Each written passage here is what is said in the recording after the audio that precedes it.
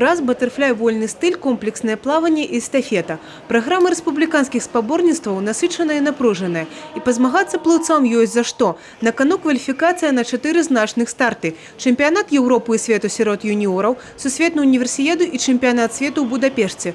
Уже есть и первые рекорды.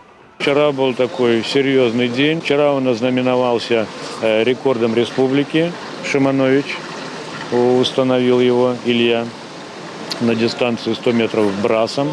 Затем вечером он этот же рекорд повторил практически сотая в сотую.